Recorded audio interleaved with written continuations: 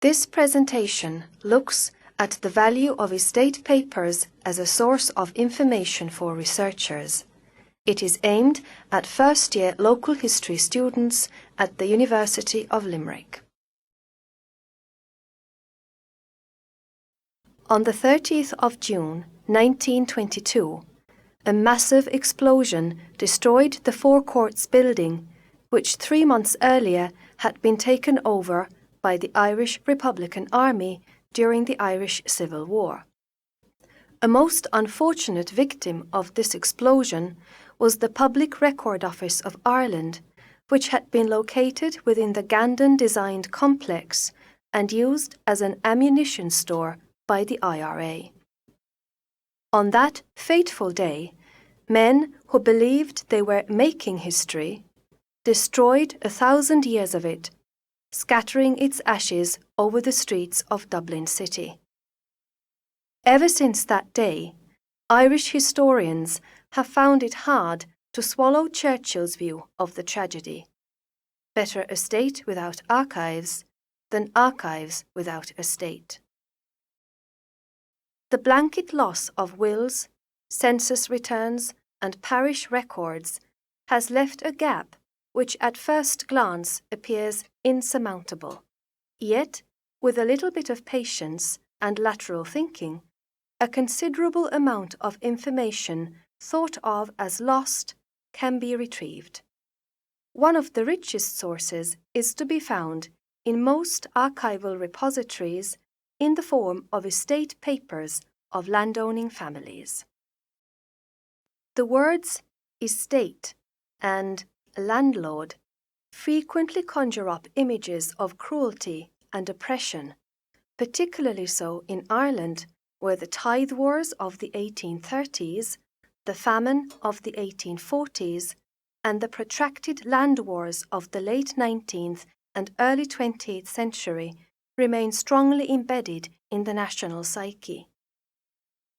While some landlords undoubtedly deserved the reputation of cruel despots, the majority of them showed great benevolence towards their tenants. During the famine of 1846, the Countess of Dunraven of Adare Manor, County Limerick, lamented in her diary how, quote, "We had done much to alleviate the distress of our immediate neighbourhood, but alas, the failure of the potato had brought a sum of misery with it, which no private funds could relieve, and one's spirits were much depressed in consequence." At Ballinterry, near Rathcormac, County Cork, Sir William Ryder, who earned a nickname Black Billy for his ruthless actions as a magistrate during the 1836 tithe wars, sold his furniture to feed the poor on his estate. In many areas, landed estates were also the greatest, and frequently the only, providers of employment. The largest landlords not only employed virtually every family in the neighbourhood, but paid for the construction and repair of houses and amenities such as churches, market houses, and courthouses, sometimes erecting entire villages as showcases of their wealth and power. The records of Mallow Castle in County Cork, seat of the Jeffson family for almost 5 centuries, contain leases and other related documents of virtually every building in town. Spanning from the late 16th to the early 20th century, they allow the researcher to follow the growth and development of the settlement in considerable detail and to amass a quantity of valuable genealogical information. The estate papers of Doneraile Court in County Cork, seat of the St. Leger family, contain rent rolls and account books covering 4 centuries, which provide a fascinating insight into the lives of the ordinary people and the duties they performed in the landlord's employ. Many of the names which occur in these records are those of families still resident in the village, providing a direct link with the past and a sense of continuity to the present, even though the family seat now stands abandoned. The above examples show that landed estates held their property for a very long time and produced a large quantity of a variety of written material, providing a rich resource for students of virtually every aspect of history. It must be borne in mind, however, that the type and nature of information they contain is directly linked to two factors: the activities on the estate and the lands associated with it on the one hand, and the lives and activities of the families who owned it on the other. Thus, while some items, such as leases and accounts, can be found among most estate papers, no two collections will be exactly the same. To highlight the richness and versatility of estate collections as source material, and to provide a brief overview of both common and unique types of material that can be found among such collections, this presentation has been limited to just one family, that of Armstrong of Moyalif Castle, County Tipperary, whose records, spanning from the mid-17th to the late 20th century, form one of the most important collections held by the University of Limerick.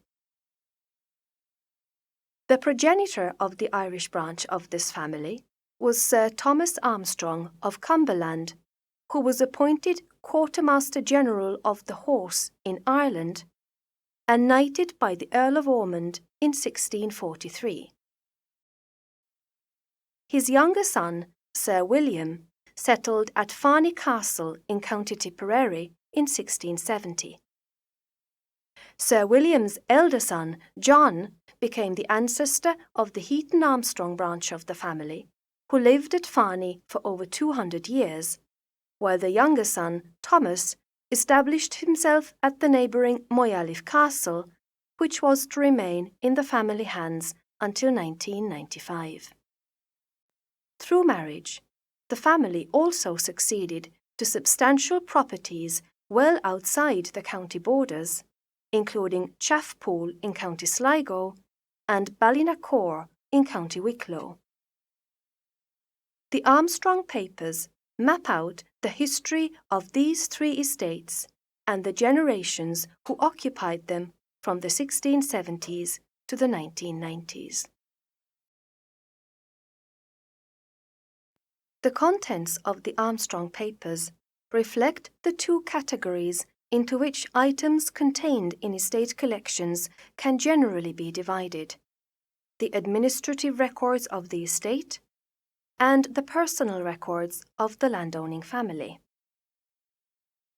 In terms of the first category, the most common items to be found are leases. These are legal documents which regulate the amount of land held by the tenant, the duration of the holding in years or lives, the amount and frequency of rent to be paid, and any other conditions relating to the leasing of the property. Early leases were handwritten on parchment or vellum and could be very elaborate, with maps or sketch plans of the property. A beautiful, elaborate example is that relating to the manor house and domain of Mount Eccles in County Dublin, dating from 1733. Later leases utilised standard printed forms with blank spaces for relevant details to be inserted.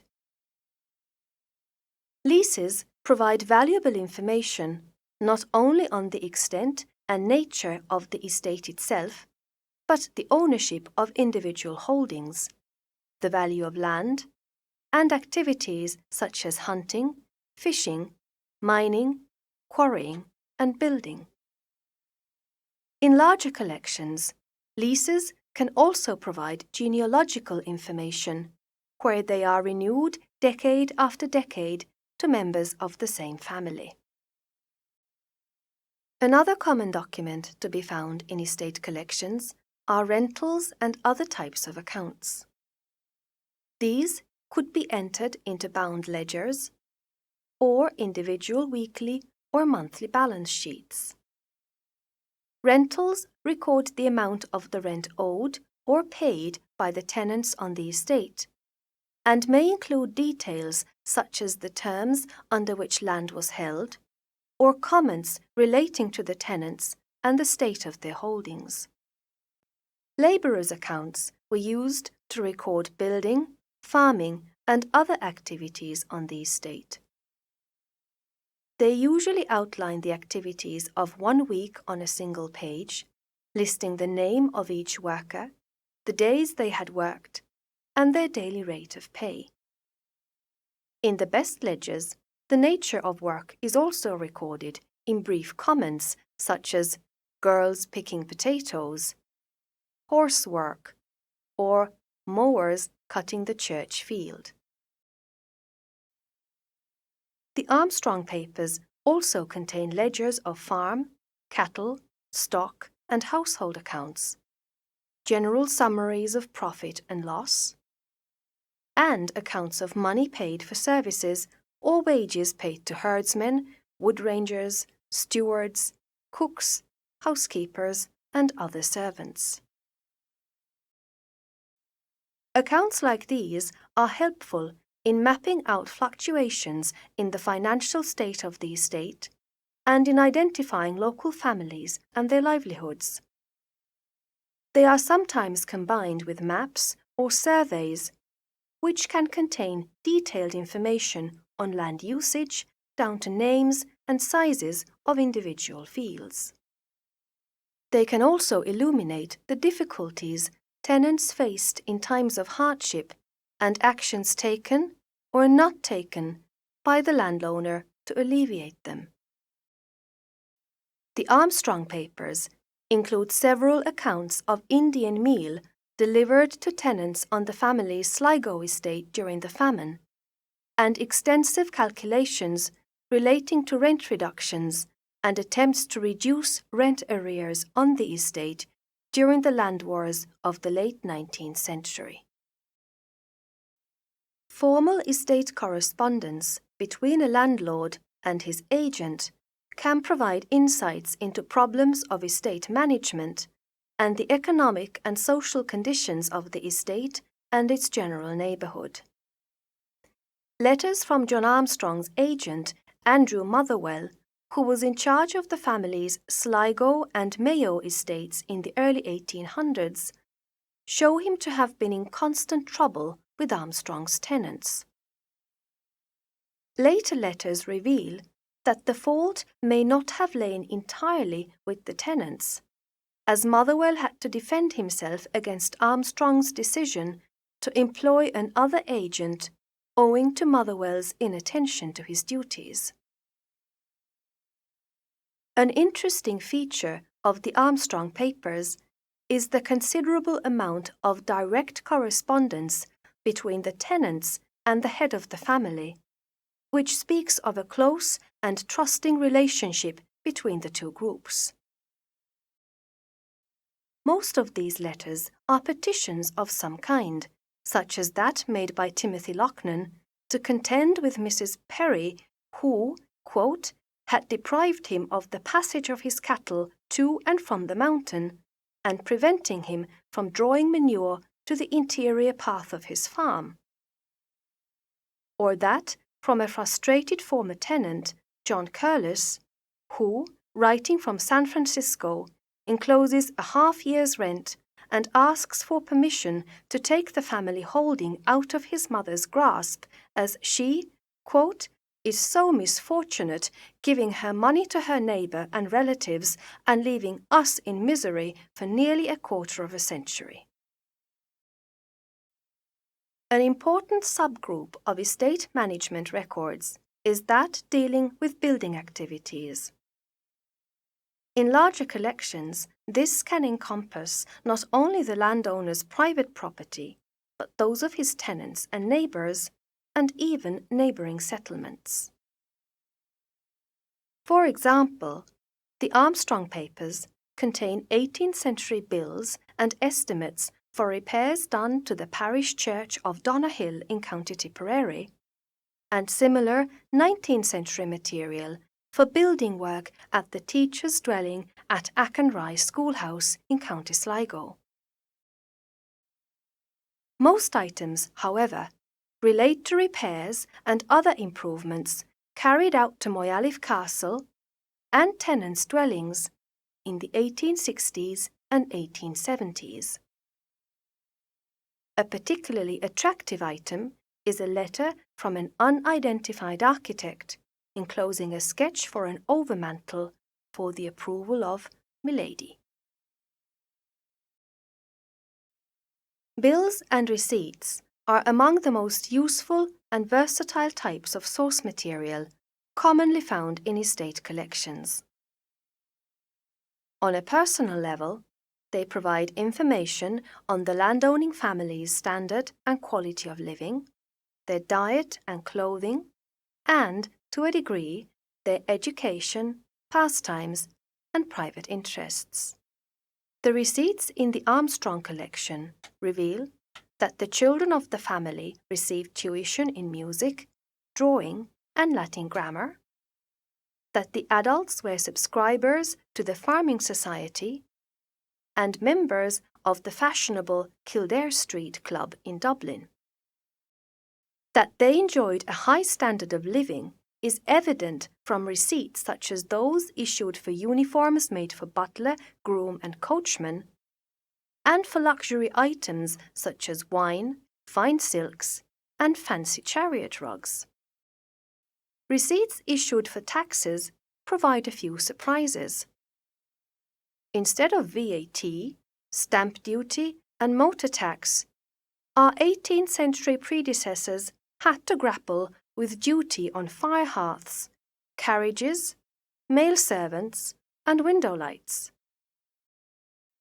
In a wider context, bills and receipts provide important information on trade and local economy and help establish what businesses existed in a particular town at a particular time, what goods they supplied, how much things cost, and how these costs fluctuated over time. Receipts are particularly useful in connection with small settlements and before the 1800s, when trade directories were rare and limited to the largest cities.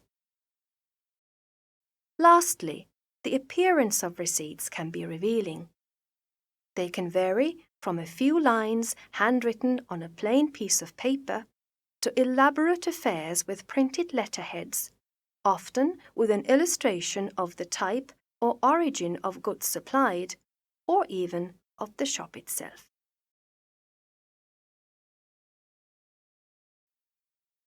Personal records reflect the interests and activities of the landowning family, but can also provide additional insights into estate matters.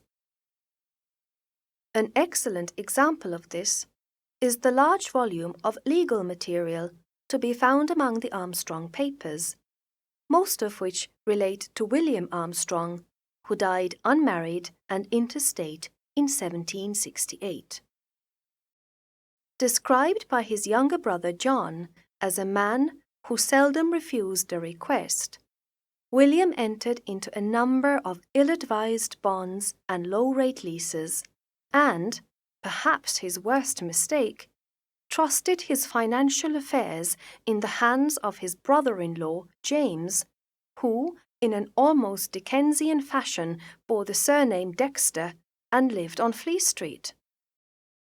William's death revealed large irregularities in the way James had handled his affairs, resulting in debts amounting to £4,000, equaling over £442,000 in today's money.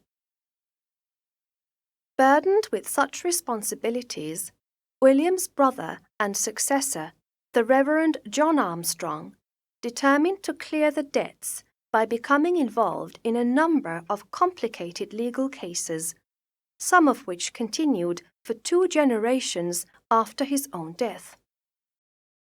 The remarkably intact sets of legal papers relating to each case are a rich resource for legal, economic, and social historians, containing not only bills of complaint, sworn statements, and depositions, but extensive correspondence, bonds of indemnity, and sets of very early leases when the case pertained to a mortgage or dispute over land. The detail of many of these items is fascinating. The reverse of one bond reveals that the interest was paid in 2 yards of striped flannel. Many items, particularly letters, also reveal much of the personalities of the people involved. The kindness for which the Reverend John Armstrong was renowned is evident in his letter to his brother-in-law, the Reverend Richard Lloyd.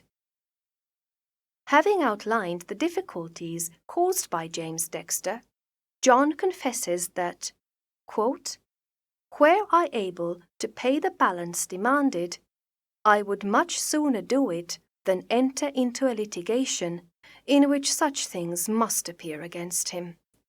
God forgive him and give him a just way of thinking." One of the greatest misfortunes of the 1922 explosion was the total loss of wills held in the Public Record Office of Ireland. Wills are a particularly valuable resource for local, social, and family historians. They can reveal much about the person's wealth, property, and social standing, about family relationships, and, on a larger scale, about trends and changes in social and economic habits. Fortunately, estate collections frequently contain copies and originals of these useful documents. The Armstrong papers include a particularly interesting array. As clergymen and justices of the peace, the men of the family acted as executors of, or witnesses to, the wills of many of their tenants and neighbours, and retained copies of these and other related items, such as letters or receipts, in cases where a will's contents gave rise to a dispute. Of equal value are marriage settlements. These, like wills, can vary in size from a single page to a substantial document of 20 or more pages. That between Catherine Somers and John Armstrong, prepared in 1815, runs to 26 pages and outlines the transfer of important landholdings in counties Mayo and Sligo from the Somers to the Armstrong family. For several generations, the Armstrongs served as rectors of the local parishes and left behind a fascinating selection of documents reflecting their professional activities. Of particular note is a set of over 60 early 18th century sermons, each stitched together into a little booklet. Many contain amendments and additions by subsequent rectors who recycled the material to suit their own particular angle. Some even contain notes on when, where, and on how many occasions a particular sermon was given.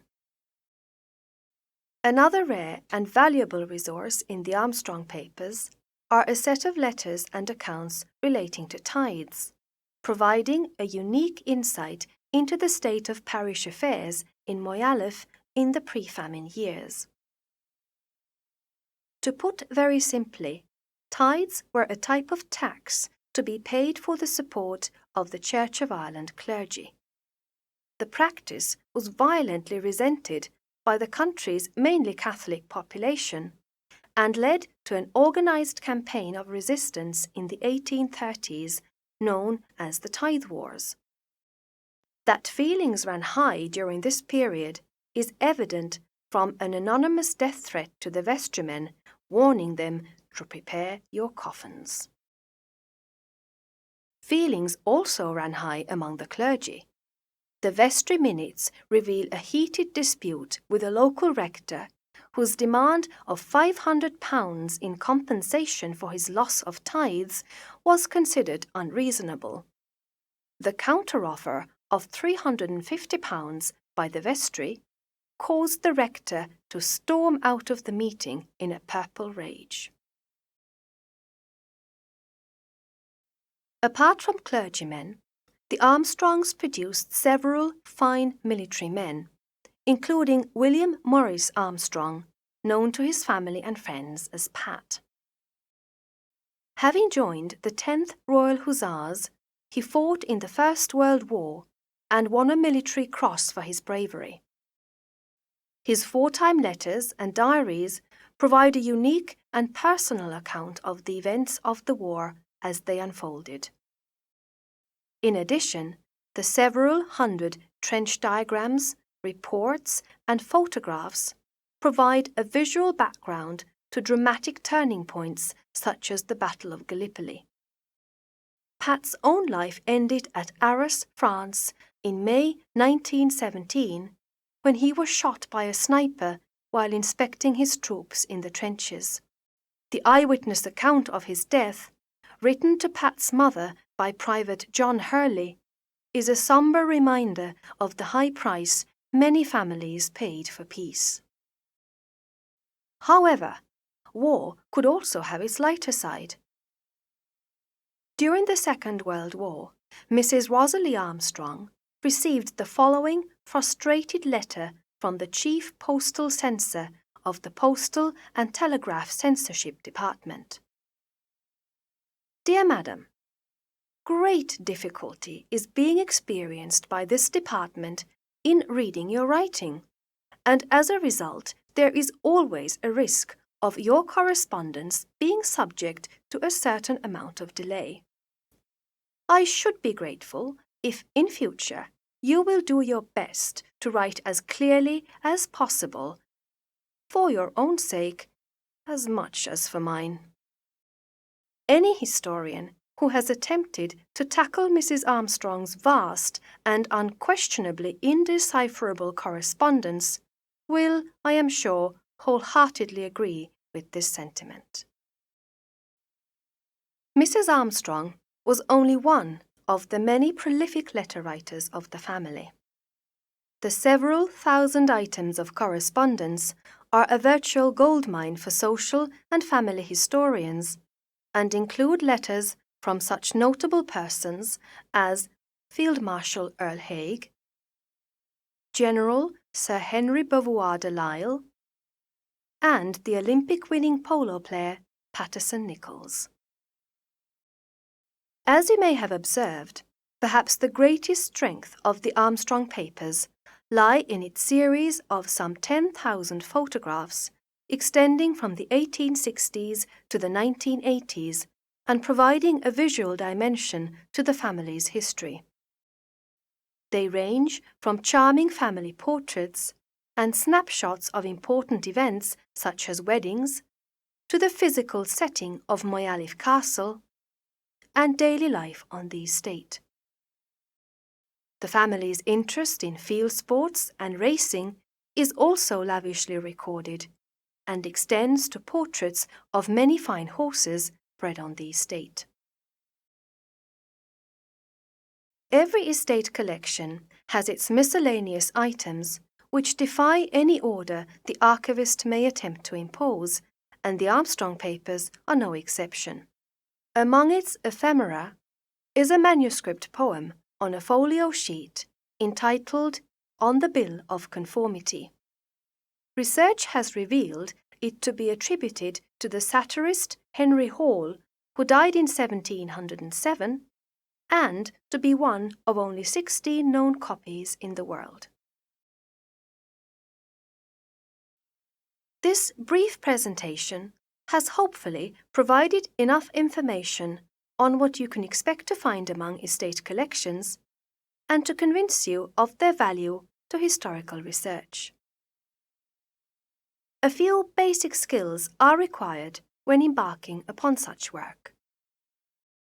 You will need to familiarize yourself with the reading room rules on the internet and be able to navigate through the finding aid to identify items of interest.